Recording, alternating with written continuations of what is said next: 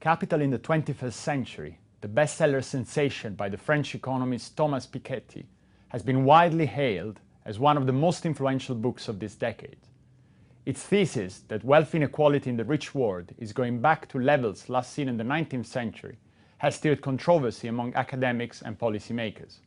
A Financial Times investigation, however, has found serious inconsistencies in Professor Piketty's book. Taken together, these problems appear to undermine Professor Piketty's conclusion. Discussing this with me today is Chris Giles, economics editor at the Financial Times. Shall we go through some of the problems which appear to be in the spreadsheets underneath the book? Well, if you look at the first chart we have here, this is a spreadsheet, and it's an example of something that's quite odd in the spreadsheets Thomas Piketty puts on his own website. If you look there, what's circled in red is a formula, but then it's 2 is added to it because the number wasn't high enough and it didn't seem to fit what he wanted to show in his chart. So he just added 2 to it. There's quite a lot of this sort of thing in his spreadsheets, and so we've pointed this out and corrected for those sorts of errors. Now, this would be less of a problem, I would say, if the result didn't change, but in fact, it looks like these inconsistencies do tend to undermine his thesis. And we can look at the second chart, which is looking at the British data. So this is wealth inequality in Britain over the long run. What can we see? Yeah, so look, this is over 2 centuries, so these are very uncertain. You've got very uncertain data. All the red lines are basically the source data that Piketty relied upon, graphed for every single year. And the blue lines is what he actually published in his book.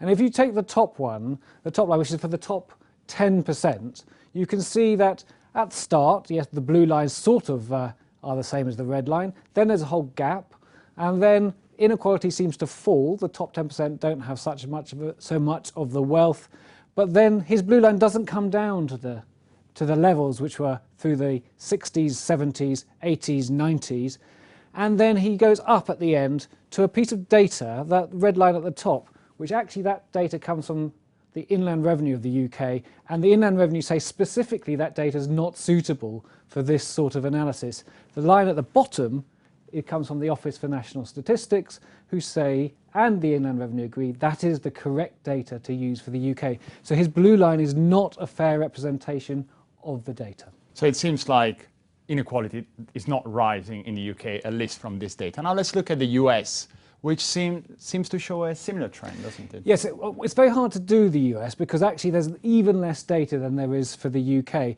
So it shows a similar trend.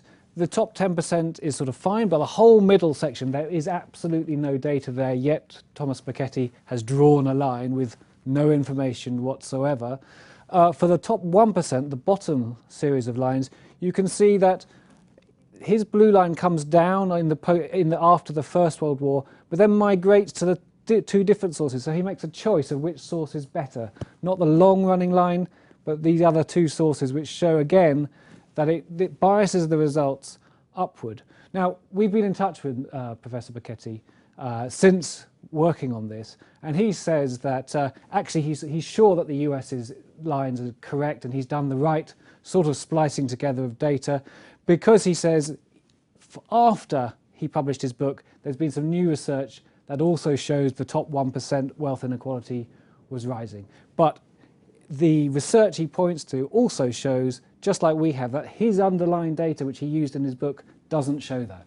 So let's have a look at your final chart, which is really putting everything together.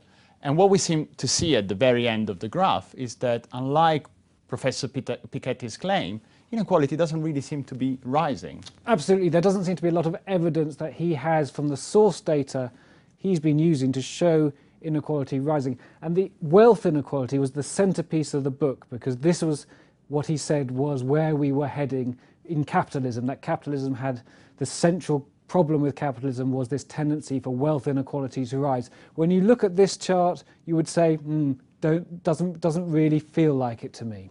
Well, Chris Giles, thank you very much.